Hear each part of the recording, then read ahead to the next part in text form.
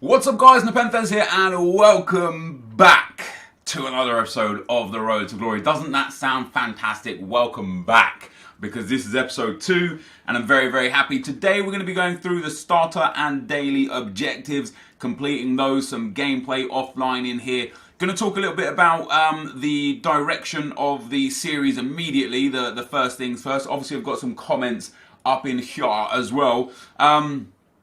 And one of the things that came up quite a lot in the comment section was why PlayStation. Like I have explained it many times before. Obviously, a lot of people returning don't know or didn't care or didn't listen as to why, and that potentially they may stop watching the series because I'm on PlayStation. If that's what you want to do, you feel free. You know, if you think me being on PlayStation is going to make a difference to the grand scheme of how Road to Glory works, that is entirely your prerogative. However, the reason why PlayStation is because the only reason why I ever went to Xbox in the first place was because of Legends back in 2015. I was a PlayStation user before that, and I literally went to benefit my YouTube channel because of Legends. So now that icons are on both consoles, I'm back on PlayStation. That's one of the reasons. Another one of the reasons is because the pool of players on PlayStation is so vast that a player of my ability could potentially and will hopefully get elite more consistently and potentially elite 1 more consistently. And third and foremost, which obviously would be fun for the series, and third and foremost, I will be playing, training, dueling, battling with Dr. Jabba. If you don't know who Dr. Jabba is, he is one of the best PlayStation players out there today, and he's gonna guide me. He's gonna guide me to be a better player, and I can't do that on Xbox because he doesn't have an Xbox. So I'm excited for this PlayStation Road to Glory. My aim is to do the following. Number 1, get top 100 in squad battles is just something I want to do. I don't think I'll be able to do it this week. You'll see more as to why in tomorrow's video, but we're probably just going to fall a bit short this week. Just because I missed Monday's games and I don't really have a squad to compete too well. Number 2, obviously getting top 100 squad battles is ideal. Number 2 is getting top 100 online, even just once, and even if that's monthly, that will be great. But yeah, the aim is to get top 100 online. I will also be trying to win Division 1 online and offline. I've never played offline divisions before. I did it last season in the Road to Glory just to try and see. Somebody had told me on Reddit that if you won Division 7 offline, you got entry to the Weekend League, which obviously I wanted to test out, and you didn't, so I never played offline divisions again. But you know, you get a 15k pack for winning Division 1 online. I'm tempted to just give it a shot to see if I can do it, to test myself at that level. That's kind of the aim that we're going to go for. So those are 4 things that we're looking for. You know, as our kind of a few goals for the series. A few other goals for the series is, of course, again, going to be getting a player to 1,000 games, getting a player to 1,000 goals, and just building the best team that we can build and having fun with it. And of course, at the start here, you can see here, I'm picking up these players for dirt cheap, 650 for all of them. Schürrle I missed out on for 700 coins, and these players are good, man. The Bundesliga is an untapped market, in my opinion. You know, they've got some really strong players in lots of positions that go for cheap because everyone's so focused on the Premier League. So I'm happy to move into the Bundesliga. Obviously, I'm using this team right now offline, just because we're doing some objectives, some seasons objectives, some star objectives, and some daily objectives. But yeah, I'm using this team right now just because I can. Now, in the early stages, I'm going to be chopping and changing a lot of stuff. You know, the players that I've got, I'm going to be buying and selling. I'll end up, for example, the Guila Vigovi guy, the CDM. I bought him now for 650. I might sell him for 1,200 coins tomorrow and then buy him back for 800 coins the next day and then sell him for 1,500 coins the next day. You know, and the reason why that happens is because I'll change my team a lot based on things that I pack out of squad building challenges and daily objectives and stuff like that, but also just based on my feeling of liking or not liking players. You know, there's no point sticking with a team or with players if you're not enjoying it. You've got to go and find something you enjoy. But as you can see here, we are completing some daily objectives. We're going through the tasks here. I tried to get as many passes. I had 222 passes and 226 passes on my 2 centre-backs there. And that was me passing the ball from half-time only between the 2 of them. So for 45 in-game minutes, I managed to get that. I was tempted to do it for a whole game on another one to see how many passes I could get. between the two centre-backs, but I couldn't be bothered.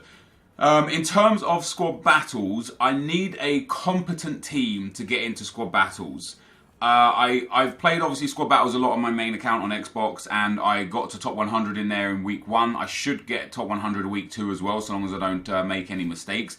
But I've played against squad battles on Legendary with a good team, and I struggle some games to get wins. Some games I win easily, depending on the team, the formation, the chemistry, the rating, etc. But sometimes I struggle. So what I wanted to do was get a decent enough team here to go into squad battles with, to make sure I can get some wins. Now, the way squad battles works is every turn it gives you 2 relatively easy teams and 2 more difficult teams. 2 of the teams will have low chemistry and be low rated, have potentially some bronze cards in.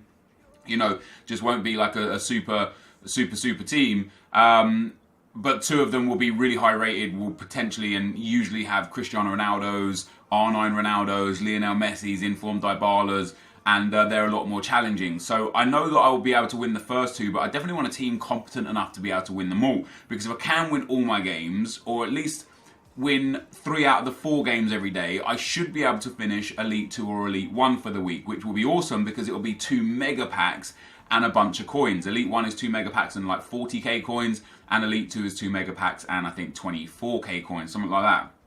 So it'll be a really nice boost. So my primary focus for the first time ever on a road to glory in the early days is offline, which is strange. And a lot of people are like dismissing the benefits of squad battles, even if you can't play them on the weekend, you know, because the weekend, it was a lot of games last weekend. I don't know if it's going to be the same this week. It seems like it's a bit too many games.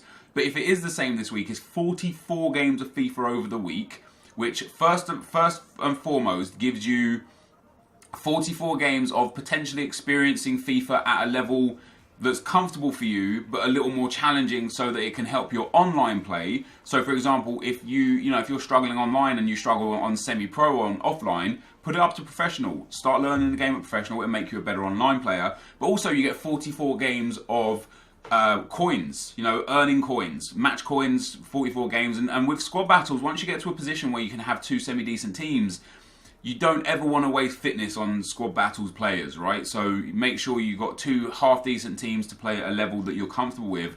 And at that point, you can continually switch the 2 teams around, get 44 games over the course of a whole week, which will generate you, 35 to 40,000 in match coins every week that you complete squad battles in, which over the course of, 40 weeks of FIFA even, you're looking at, what's that? What we're looking at, 35,000 a week for 10 weeks would be 350,000. You're looking at about 1.4 to 1.5 million match coins just by playing squad battles, let alone the rewards that you get for finishing squad battles. So if you even finish in a half decent position, gold 1, elite 3, you're going to get yourself a couple of 15k packs, 12, 15, 16,000 coins, and you're going to end up actually producing somewhere between, I'd say even averagely throughout the year, 3 to 4 million coins just from playing squad battles. So for those of you that are turning your nose up at squad battles, think back to last year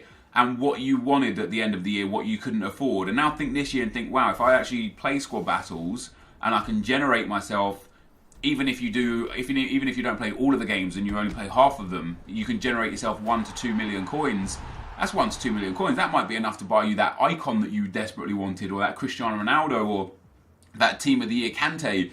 That will be enough, So don't turn your nose up at squad battles, guys. One thing that squad battles is going to do is going to inflate records, both the overall record that you see in the top left corner and the games and goals scored by players. And the reason why that isn't important is because it doesn't matter. It's like your skill level is based on you and how you perform in FIFA. I already have like my offline records, my record on my main account. If I didn't do not a no-loss glitch, but if I didn't rage quit 10 games on purpose to get loyalty during the early access when the 10 hours was important, I would be something like 53 wins and 1 loss. And somebody was like, oh my God, like you're just boosting your record. And in a sense you are boosting your record, but it doesn't matter because having 100 wins and 0 losses or 50 wins and 50 losses doesn't make you a better or worse player when you go head-to-head online against someone. It is still then about skill versus skill. So boosting the record of your club it doesn't matter because of that. It does matter in a sense on the players and the goals and the assists that they get, because playing 44 games offline per week, it's easy to score goals. You know, I'm scoring 3 to 5 goals every single game, which means players are getting goals, players are getting assists, and players are getting games. And it could show a false narrative of how good a player is based on how we played offline. And the AI played differently to the human players. So you might have a player like the ENQUIRIES that I just got there in one of the SBC packs. It might be a situation where ENQUIRIES for you offline is very good, because you're never under that intense pressure where it's going to make his 2-star weak foot irrelevant. And you know what I mean? You could force goals on him. You could give him all set pieces and penalties. You could easily manipulate the AI to give yourself loads of goals in ENQUIRIES, whereas online he might be useless for you. So what it might do is create a false narrative of how good a player is, because you're going to have 100 games with a player and he might have 300 goals, but if you actually take away his offline games and his offline goals, he might only have, say, 30 games and 17 goals online, and that's not necessarily as good. So what's going to be important though is that certain players will perform better offline than online. For example, there's a player that I've been playing with on the Road to Glory, which you're going to see tomorrow, that I bought for quite cheap, that gets no love because of one of the things that happened to him last year, and is a monster against the AI because of the way that you have to play against the AI. But I'm pretty confident that he wouldn't be effective online because he lacks pace. So there's definitely going to be a situation where you might actually build an offline team and an online team instead of a fitness team these days. Instead of a foot champs team and a Division 1's team, it actually might be a situation where I'm like, hey, this is my offline team and this is my online team, and I think that's great. And I think that opens up to a lot of interesting things from the Road to Glory this year, because last year what happened was we went down that Premier League path, we got stuck with all the SBCs, and it kind of really forced us to continue with the Premier League throughout the year. The only time we really changed was either when we had to for the weekend league, when we had to for daily knockout tournaments, or at the very end of the game when I switched to the full team and the season team. Other than that, 90% of my games were played with a Premier League team. This year, with online and offline, building an offline team will allow me to try out players and teams and formations without it affecting my foot champs results, and I'm excited for that. I'm excited to be like, okay, this week let's try in Monday squad battles, we're going to do a Liga NOS team with a few of the new informs that are out. Tuesday on squad battles we'll go to an Eredivisie team with the new team of the season Eredivisie players that are out, and it's just going to open up like a true fun aspect to FIFA that we've never had before. Now, last year I preached that I hate offline gameplay. I knew last year that if I played against the AI on the most difficult level, it would have improved my gameplay, because it improves your gameplay, right? If you play on a level that's far beyond your means, you will eventually understand the AI, and that benefits you, because when you're playing online, when you're in possession of the ball online, your opponent can only control one player, which means 10 of his players, or 90% of his outfield players, are controlled by the AI.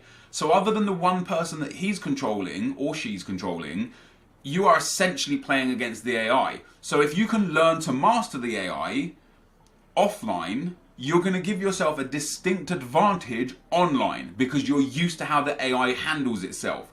So I decided not to do that last year, because I could not for the life of me be bothered to play offline. I hated it so much. With squad battles, playing the AI offline is so much fun for so many reasons. Reason number one, you're building towards something. You're building towards top 100, elite 1, gold 1, whatever your level is.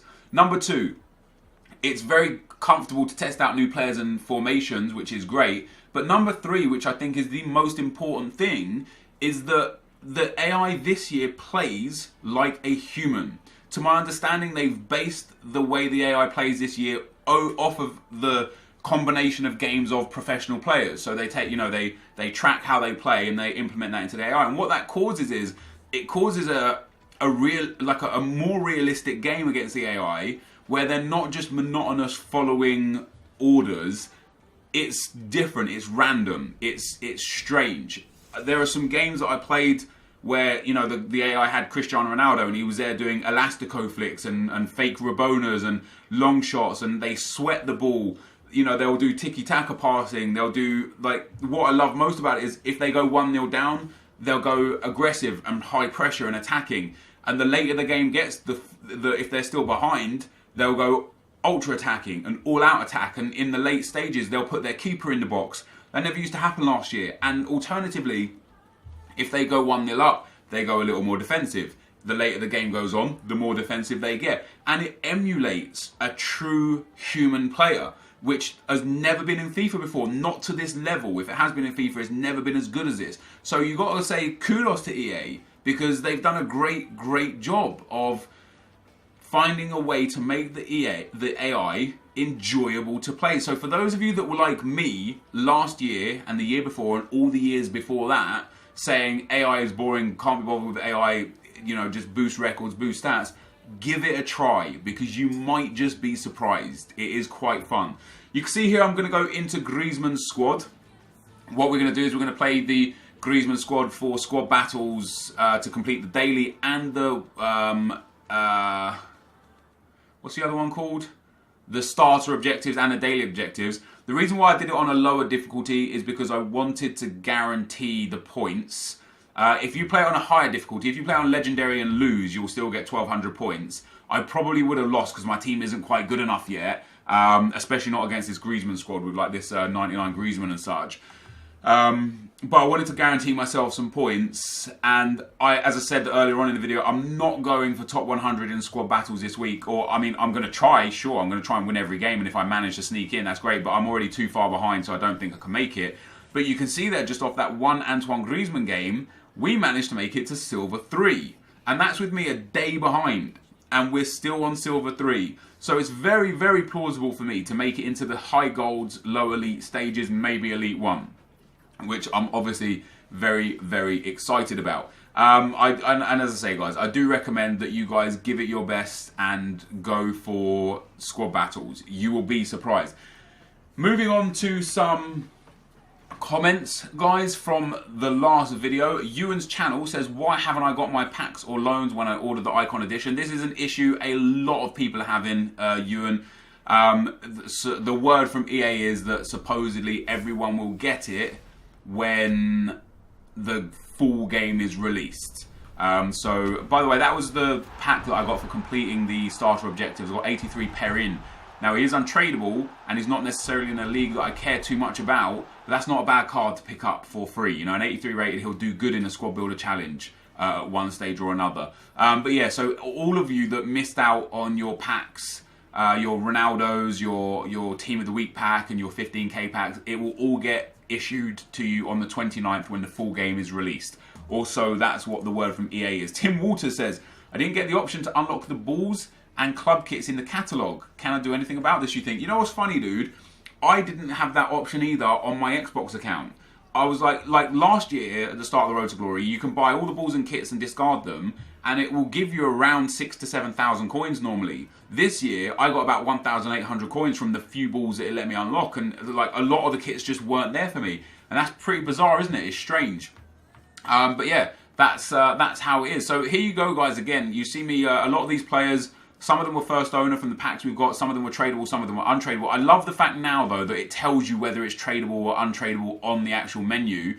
And I did this for an SBC. Most of these players that I bought, like Bartels, I bought for 650, so I would discard him for 650 anyway, and I had to have a rare player in there. All of the players that I've got here are all discard value or bought for discard value or are untradeable. So we get a prime gold players pack for doing that one. That's the first of a few SBCs we're going to do over through the rest of this video. And in our prime gold players pack, I was hoping for something a bit decent out of one of these packs. You know, these packs, these early SBC packs that are super cheap to create and very, very good packs in terms of the rewards you get out of them, they can make or break the series immediately. We got an okay player by Balde Diao. I believe he was selling for about 4,000 coins at the time.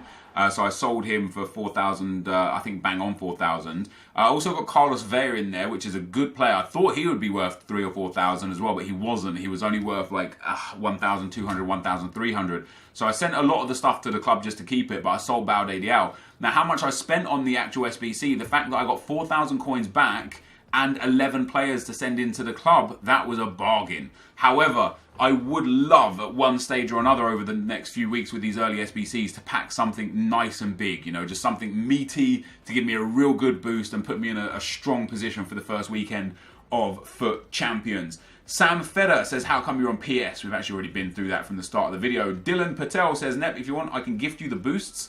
Have all the unlocks and about 3 million EASFC coins, or is that 300,000? The coin boosts, dude, you can't gift.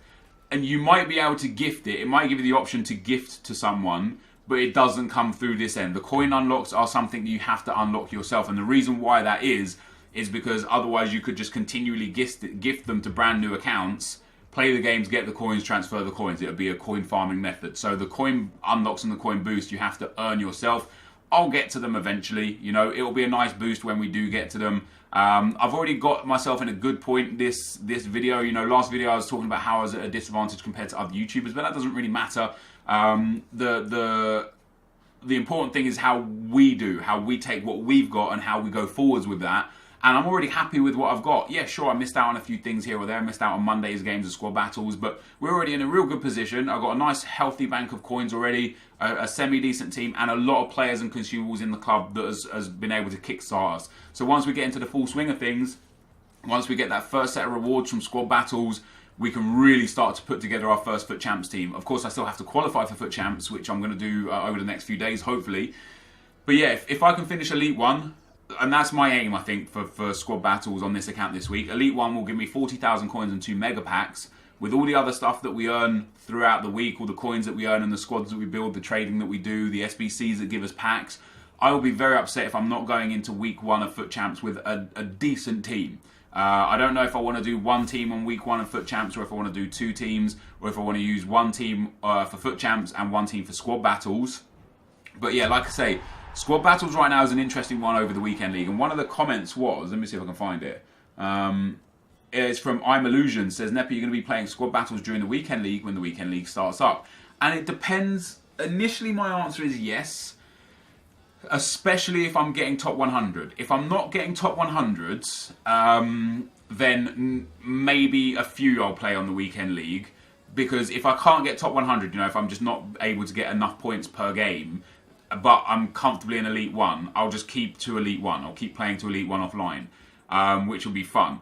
But also, if it is as many games as it was last week, that's a lot of games over the weekend. You know, it was 12 games Saturday, 12 games Sunday, and 4 games Friday for squad battles. So that's, you're looking at 28 games over the Friday, Saturday, Sunday period on top of the 40 FUT Champs games. That's 68 games over the Friday, Saturday, Sunday period.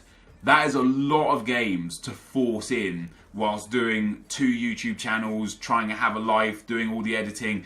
It is a lot. One of the reasons why I stopped playing the pack-only Road to Glory account and why I stopped playing FUT Champs on my main account, where I had the super team, was simply because I couldn't take the constant amount of time that it took to play through 80 games. And even when I did the pack-only Road to Glory account, I wouldn't play all the games on that, and I'd only play it when I had time. So I was doing 40 on the main account and sometimes only 15 to 20 on that account. And even those 60 games were a struggle. It was tough. So if it remains at 12 games per weekend, so per day on the weekend, the only way I'll keep playing it is if A, I'm doing good in FUT Champs and getting top 100 in squad battles. Otherwise, I'll start just going for Elite 1 on squad battles and then playing FUT Champs to the maximum ability. Because even if I do get Elite 1 every week on squad battles, that's still 2 mega packs and 40k coins a week. Like I said, let's say it takes me all of the week. Let's say it takes me 25 games throughout the week to get there, or 30 games throughout the week. That's still 25,000 coins per week, match coins. 40,000 coins per week earnings from squad battles and 2 mega packs per week. That's still a really, really good return for a minimum amount of effort that's going to benefit this account massively. So I will play them at the start both, and we'll see how it goes. Pyre Rage says, do the journey again. Danny Williams is a nice CM.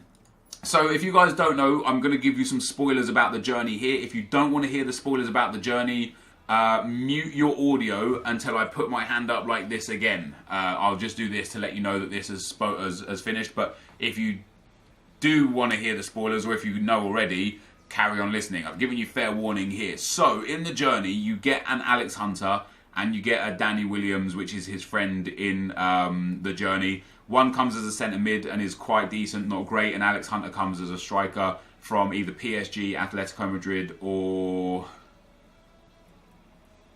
Bayern Munich, and he's trash. Same as last year, he's bad. But what you get through completing the journey is you get a lone icon Henry and a lone icon Ferdinand. So I'm probably going to do it over time just to get those two loans to have some incredible loan players. I also want to do it just in case EA do something with Alex Hunter again this year. You know, last year they didn't do anything, and I was hoping they'd give him a team of the season or an upgrade or something like that. And I'm going to do the same again this year. I want him on the account just in case they do give him a boost in Ultimate Team. But if they don't, then so be it. So here's welcome back to those of you that wanted to not hear what I was just speaking about. And then the last comment we've got is from Matty Trev. And he says, do you get special red cards like FIFA 17 in squad battles? As of right now, no. There is only a weekly leaderboard in squad battles. There are no special coloured cards. There are no special cards. There are no special gifts for monthly. I hope they change that. And what's interesting for me personally is the hype around squad battles has been humongous. And I think it's been bigger than EA could have ever imagined. And I honestly think Squad Battles is going to be bigger this year than Foot Champs. And that's a bold statement, I know that. But the reason why I believe that is because last year, a lot of people couldn't even qualify for Foot Champs, let alone do well in Foot Champs. You know, it was a really small pool of people that could hit gold or above and get the good rewards and get the good monthly rewards and stuff. So a lot of people that struggled online in Foot Champs, struggled to qualify or couldn't qualify, or quite simply didn't have the time to play Foot Champs, these guys are now all going to go to squad battles. And the pool of people that are in those three things that I just stated is far bigger than the pool of people that was able to qualify, play into a good level, and play for the whole weekend on Foot Champs.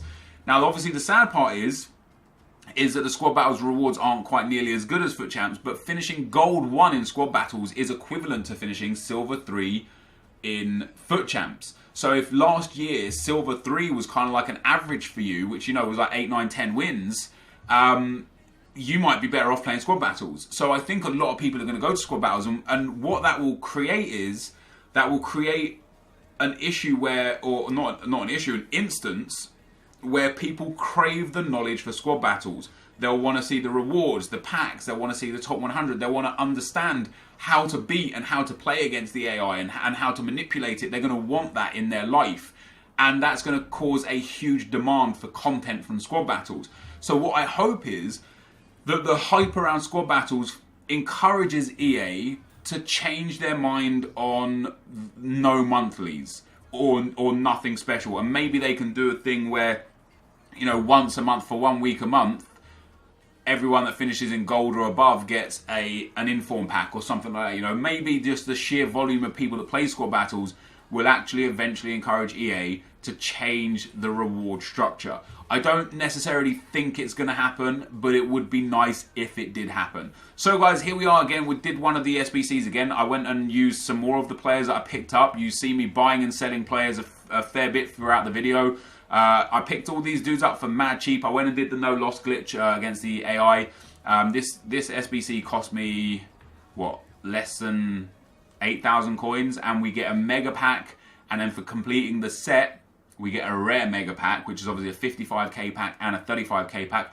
As of right now, we haven't got like crazy luck in packs. As I said, you know, I've been watching Nick on stream, and Nick's packed Marcelo. I don't know how much he goes for. He packed Bakayoko. He packed like Lanzini, who was like 6,000 or 7,000 coins. He packed a lot of dudes that were going for like 4,000 to 8,000 coins. And as of yet, other than Baude Zhao, we haven't packed really anything that went for anything.